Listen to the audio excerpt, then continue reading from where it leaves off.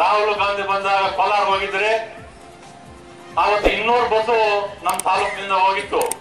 ಒಂದೊಂದು ಪಂಚಾಯತಿಯಲ್ಲಿ 5 bus 10 bus ಮಾಡಿಕೊಂಡು ಹೋಗಿ ನಮ್ಮ ತಾಲೂಕಿನ ನಮ್ಮ ಶಾಸಕರ ಶಕ್ತಿ ಏನೆಂಬುದನ್ನ ಆ ಒಂದು ಮೀಟಿಂಗ್ ನಲ್ಲಿ ತಾವು ತೋರಿಸ್ಕೊಟ್ರಿ. ಅದೊಂದು ಪ್ಲಸ್ ಪಾಯಿಂಟ್ ಆಯ್ತು ನಮ್ಗೆ. ಆಮೇಲೆ ಸಿದ್ದರಾಮಯ್ಯನವರ ಹುಟ್ಟುಹಬ್ಬಕ್ಕೆ ಇಲ್ಲಿಂದ ಜಿಲ್ಲೆಯಲ್ಲಿ ಯಾರು ಹೋಗಿಲ್ಲ, ಅಷ್ಟೊಂದು ಜನ ತಾವೆಲ್ಲ ಹೋಗಿ ರಾತ್ರಿ ಹಗಲು ಇದ್ದು ಅದು ಯಶಸ್ವಿ ಮಾಡ್ಕೊಂಡು ಬಂದ್ರಿ. ತದನಂತರ ಡಿ ಕೆ ಶಿವಕುಮಾರ್ ಬೆಂಗಳೂರಲ್ಲಿ ರೈಲ್ವೆ ಸ್ಟೇಷನ್ ನ್ಯಾಷನಲ್ ಕಾಲೇಜ್ವರೆಗೂ ಒಂದು ಪಾದಯಾತ್ರೆಯನ್ನು ಮಾಡಿದ್ರು. ಅದರಲ್ಲೂ ಸಹ ಯಶಸ್ವಿ ಮಾಡಿಕೊಟ್ರಿ. ಸುಧಾಕರ್ ರೆಡ್ಡಿಗೆ ಹೇಳಿದ್ರಂತೆ, ಅದ್ರ ಮುಂಚೆ ನಮ್ಮೂರಿಗೆ ಪಾದಯಾತ್ರೆ ಬಂದಿದ್ರು ಡಿ ಕೆ ಶಿವಕುಮಾರ್ ಅವರು. ಏನಯ್ಯ, ನಾನು ದುಡ್ಡು ಕೊಟ್ಬಿಡ್ತೀನಿ ಗಾಡಿಗಳಿಗೆ, ನೀನು 2 ವೀಲರ್ ಅಲ್ಲಿಂದ ಬಂದ್ಬಿಡು ಬೆಂಗಳೂರಿಗೆ ಅಂತ ಹೇಳಿದ್ರಂತೆ. ಅಷ್ಟೊಂದು ಅವರಿಗೆ ಇವ್ರ ಮೇಲೆ ವಿಶ್ವಾಸ ಇತ್ತು. ಮತ್ತು ಮುಖಂಡರು ಕಾರ್ಯಕರ್ತರು ಅದೇ ರೀತಿ ಇದ್ರು. ಆವತ್ತು ಆ ಒಂದು ನೀವು ಹೋಗಿದ್ದು ಅದು ಸಹ ರಾಜ್ಯ ಮಟ್ಟದಲ್ಲಿ ಹೆಸರಾಯಿತು. ಅದೇ ರೀತಿ ಡಿ ಕೆ ಶಿವಕುಮಾರ್ ಸಿದ್ದರಾಮಯ್ಯನವರು ಚುನಾವಣೆಗೆ ಬಂದಂತ ಸಂದರ್ಭದಲ್ಲಿ 2 ವೀಲರ್ ಮುಖಾಂತರ ತಾವು ಏನು ಕೈವಾರದಿಂದ ಬಂದ್ರು, ಅದು ಸಹ ಈ ರಾಜ್ಯ ಮಟ್ಟದಲ್ಲಿ ಏನು ಉಸ್ತುವಾರಿ ದತ್ತಾ ಅವರು ಮತ್ತು ನಮ್ಮ ಉಸ್ತುವಾರಿ ಇವರೆಲ್ಲ ಬಂದಿದ್ರು, ಅವರೆಲ್ಲ ಸುರ್ಜೇವಾಲ ಅವರೆಲ್ಲ ಗೊತ್ತಾಯ್ತು. ತದನಂತರ ಚಿಕ್ಕಬಳ್ಳಾಪುರದಲ್ಲಿ ಒಂದು ಮೀಟಿಂಗ್ ಆಯ್ತು, ಬಸ್ ಯಾತ್ರೆಗೆ ಇಡೀ 2 ಜಿಲ್ಲೆಯಲ್ಲಿ ಹೆಚ್ಚಿನ ಜನಸಂಖ್ಯೆ ಹೋಗಿದ್ದು ನಮ್ಮ ಸುಧಾಕರ್ ರೆಡ್ಡಿ ಅವರ ನೇತೃತ್ವದಲ್ಲಿ. ನಾವು ಅಷ್ಟೊಂದು ಏನು ಸುಧಾಕರ್ ರೆಡ್ಡಿ ಹೇಳ್ಬಿಟ್ರೆ ಸಾಕು, ಒಂದೊಂದು ಗ್ರಾಮದಲ್ಲಿ ಒಂದೊಂದು ಪಂಚಾಯತಿಯಲ್ಲಿ 5 ಬಸ್ 10 ಬಸ್ ಮಾಡಿಕೊಂಡು ಬೋನ್ಶೆಟ್ಟಿಯಲ್ಲಿ 10 ಬಸ್ ಮಾಡಿದ್ರು. ಈ ತರ ನೀವು ಕಷ್ಟಪಟ್ಟಿರೋದು ಅದು ಹೇಳಲಿಕ್ಕೆ ಆಗೋದೇ ಇಲ್ಲ. ಅಂತ ಕಾರ್ಯಕ್ರಮ ತಾವೆಲ್ಲ ಮಾಡ್ಕೊಟ್ರಿ. ಭಾರತ್ ಜೋಡೋ ಯಾತ್ರೆಗೆ ಹೋದ್ರಿ.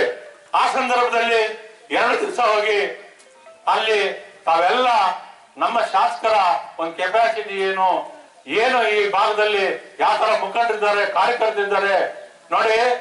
ಆ 2 ಜಿಲ್ಲೆಗಳಲ್ಲಿ ಕಾಂಗ್ರೆಸ್ ಪಕ್ಷ ಅಷ್ಟೊಂದು ಪ್ರಬಲ ಆಗ್ಲಿಕ್ಕೆ ಕಾರಣ ಸುಧಾಕರ್ ರೆಡ್ಡಿ ಅವರು, ಬಾಲಾಜಿ ಅವರು ಮಾಡಿದಂತ ಕಾರ್ಯಕ್ರಮಗಳು ಅವತ್ತು ಹೈಲೈಟ್ ಆಯ್ತು.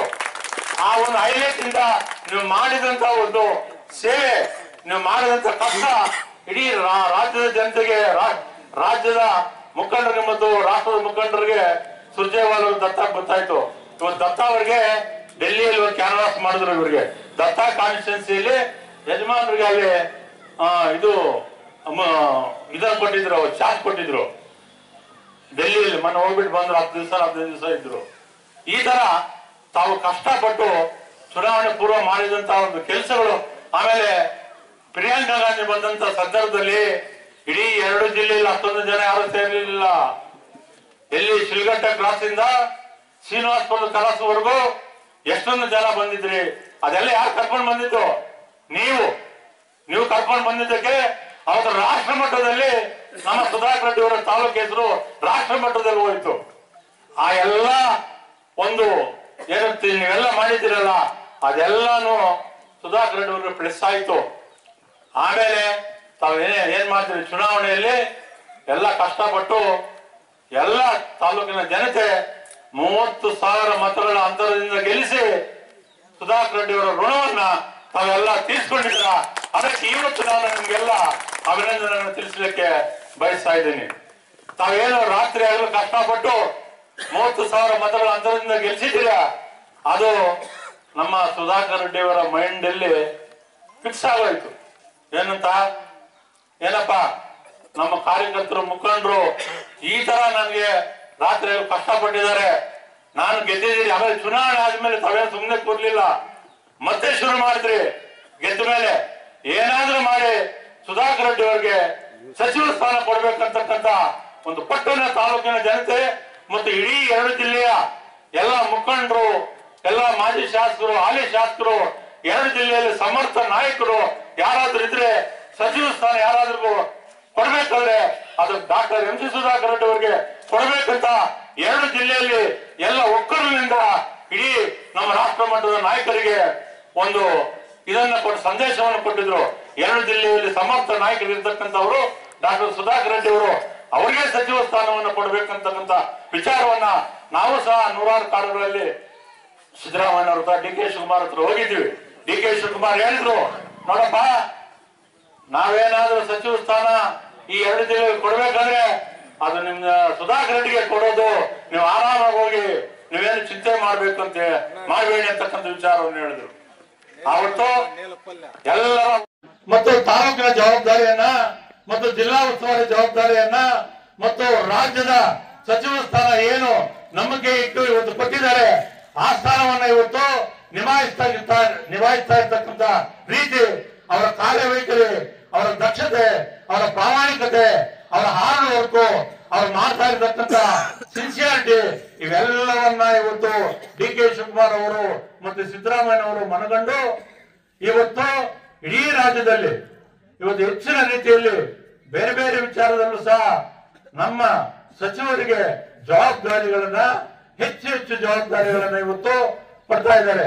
ಸಿದ್ದರಾಮಯ್ಯ ಅವರು ನಮ್ಮ ಕೋಲಾರದಲ್ಲಿ ಒಂದು ಫಂಕ್ಷನ್ ಮಾಡಿದ್ರಿ, ಗ್ಯಾರಂಟಿ ಕಾರ್ಡ್ ಹೇಳಿದ್ರು. ಅವರು ನೋಡಪ್ಪ, ನೀವು ಒಂದು ಕ್ರಿಯಾಶೀಲ ವ್ಯಕ್ತಿಯನ್ನ ನೀವು ಆಯ್ಕೆ ಮಾಡ್ಕೊಂಡಿದ್ದೀರಾ, ಒಳ್ಳೆ ಶಾಸಕರನ್ನ ನೀವು ನಮ್ಗೆ ಹೇಳಿದ್ದು ಅವರು, ಒಳ್ಳೆ ಶಾಸಕರನ್ನ ನೀವು ಆಯ್ಕೆ ಮಾಡಿದ್ದೀರಾ, ಒಳ್ಳೆ ದಕ್ಷ ಪ್ರಾಮಾಣಿಕತೆ ಇರ್ತಕ್ಕಂಥ ಒಂದು MLA ನೀವು ಏನು ಗೆಲ್ಸ್ಕೊಂಡಿದ್ದೀರಾ. ನೋಡಿ, ಯಾವ ಸಚಿವರಿಗೆ ಅವ್ರ ತಾಲೂಕು ಅಭಿವೃದ್ಧಿ ಆಗ್ಬೇಕು, ಈ ರಾಜ್ಯ ಅಭಿವೃದ್ಧಿ ಆಗ್ಬೇಕು ಕನಸು ಕಂಡಿರ್ತಾರೋ ಅಂತವರು ರಾಜಕೀಯದಲ್ಲಿ ರಾಜ್ಯ ಮಟ್ಟದಲ್ಲಿ ಮುಂದೊಂದು ದಿನ ಉನ್ನತ ಸ್ಥಾನವನ್ನು ಪಡಿತಾರೆ ಅಂತಕ್ಕಂಥ ಒಂದು ಭವಿಷ್ಯವನ್ನ ಸಿದ್ದರಾಮಯ್ಯ ಅವರು ನೋಡಿ ಹೋಗಿದ್ದಾರೆ. ಅದರಂತೆ ಇವತ್ತು ಶಾಸಕರು ಇವತ್ತು ತಾಲೂಕಿನ ಜವಾಬ್ದಾರಿ, ಉಸ್ತುವಾರಿ ಜವಾಬ್ದಾರಿ, ರಾಜ್ಯ ಮಟ್ಟದ ಜವಾಬ್ದಾರಿ ನಿಭಾಯಿಸ್ತಾ ಇರ್ತಕ್ಕಂಥ ರೀತಿ ನಾವೆಲ್ಲ ನೋಡ್ತಾ ಇದ್ದೀವಿ. ಮುಖಂಡರಿಗೆ ಇವತ್ತು ಜವಾಬ್ದಾರಿಗಳನ್ನು ಕೊಡ್ತಾ ಇದ್ದಾರೆ. ಇವತ್ತು ಮೊನ್ನೆ ರಾಷ್ಟ್ರಪತಿ ಉಪರಾಷ್ಟ್ರಪತಿ ಬಂದಿದ್ರು, ಮಂಗಳೂರಿನಲ್ಲಿ ಸಾಹೇಬರಿಗೆ ಇನ್ವೈಟ್ ಮಾಡಲಿಕ್ಕೆ ಅವರನ್ನ ಪ್ರತಿನಿಧಿಯಾಗಿ ಕಳಿಸಿದ್ರು ಅಲ್ಲಿಗೆ. ಆಮೇಲೆ ತೆಲಂಗಾಣ ಉಸ್ತುವಾರಿ ಕೊಟ್ಟಿದ್ರು, ಚನ್ನಪಟ್ಟಣ ಉಸ್ತುವಾರಿ ಕೊಟ್ಟಿದ್ರು, ಮೊನ್ನೆ HAL ವಿಮಾನ ರಾಷ್ಟ್ರಪತಿ ಮತ್ತೆ ಬಂದಿದ್ರು, ಆವತ್ತು ಸಹ ಅವರಿಗೆ ಉಸ್ತುವಾರಿ ಕೊಟ್ಟಿದ್ರು. ಈ ತರ ಬೇರೆ ಬೇರೆ ರೀತಿಯಾದಂತ ಜವಾಬ್ದಾರಿಗಳನ್ನ ನಮ್ಮ ಶಾಸಕರು ಕೊಡ್ತಾ ಇದ್ದಾರೆ, ನಾವೆಲ್ಲ ನೋಡ್ತಾ ಇದ್ದೀವಿ. ಯಾಕೆ ಕೊಡ್ತಾ ಇದ್ದಾರೆ? ಇವರು ಪ್ರಾಮಾಣಿಕ ವ್ಯಕ್ತಿ, ನಿಷ್ಠಾವಂತ ವ್ಯಕ್ತಿ. ಮೊನ್ನೆ ಡಿ.ಕೆ. ಶಿವಕುಮಾರ್ ಹೇಳ್ತಾ ಇದ್ರು ಒಂದು ಇದರಲ್ಲಿ, ನೋಡಪ್ಪ, ನಾನು ಏನು ಅನ್ಕೊಂಡಿದ್ದೆ, ನಾನು ಅವ್ರಿಗೆ ಬೇರೆ ಸಚಿವ ಸ್ಥಾನ ಕೊಟ್ಬಿಟ್ಟಿದ್ದೆ, ಬದಲಾವಣೆ ಮಾಡಿ ಉನ್ನತ ಶಿಕ್ಷಣ ಸಚಿವ ಸ್ಥಾನವನ್ನು ಕೊಟ್ಟಿದ್ದೆ, ನಾನು ಮಿನಿಸ್ಟರ್ಗೂ ಗೊತ್ತಿರಲಿಲ್ಲ. ಆಮೇಲೆ ಹೇಳಿದೆ ನಾನು, ನೋಡಿದ್ದಾರೆ ನಾವು ಸಚಿವ ಸ್ಥಾನ ಬದಲಾವಣೆ ಮಾಡಿದ್ವಿ, ಅವ್ರು ಒಳ್ಳೆ ಒಂದು ಇದನ್ನ ಮಾಡ್ತಾ ಇದ್ದಾರೆ ಅಂತ ಶಬಾಷ್ಗಿರಿಯನ್ನ ಒಂದು ಮೀಟಿಂಗ್ ಅಲ್ಲಿ ಅವ್ರು ಕೊಟ್ಟಿದ್ದಾರೆ. ಒಂದು ಫ್ಯಾಷನ್ ಅನ್ನ ಈ ಒಂದು ಸಚಿವ ಸ್ಥಾನದಲ್ಲಿ ಅವ್ರು ತರ್ತಾ ಇದ್ದಾರೆ. ಇಂಥವ್ರಿಗೆ ರಾಜ್ಯಕ್ಕೆ ಬೇಕು ಅಂತಕ್ಕಂಥ ಒಂದು ಶಬಾಷ್ಗಿರಿಯನ್ನ ಡಿ.ಕೆ. ಶಿವಕುಮಾರ್ ಒಂದು ವಾರದ 10 ತಿಂಗಳ ದಿವಸ ಹಿಂದೆ ಕೊಟ್ಟಿದ್ರು.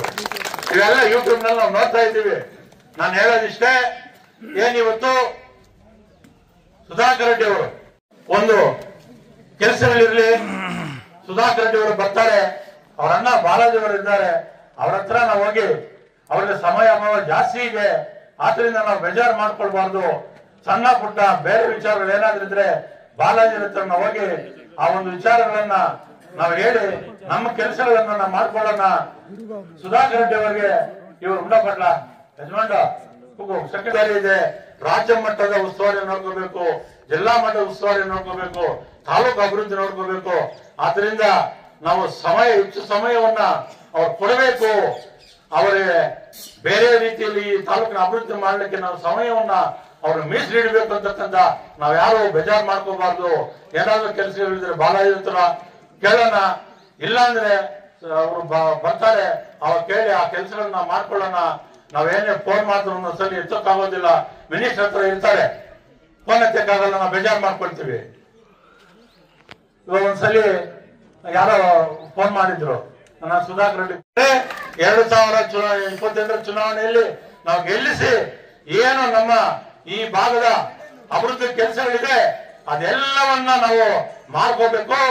ಮತ್ತು ಅದರ ಜೊತೆಗೆ ಏನು ನಮ್ಮ ಮುಂದಿನ ಪೀಳಿಗೆಗೆ ಅವರ ಹತ್ರ ಇರ್ತಕ್ಕಂಥ ಒಂದು ಪ್ಲಾನ್ ಏನಿದೆ ಅದು ನಿಜವಾಗ್ಲೂ ಹೇಳ್ತೇನೆ, ಇನ್ನು 50-100 ವರ್ಷಗಳಿಗೆ ಆಗುವಂತ ಒಂದು ಪ್ಲಾನ್ ಅವ್ರ ಮೈಂಡ್ ನಲ್ಲಿ ತುಂಬಾಗಿದೆ.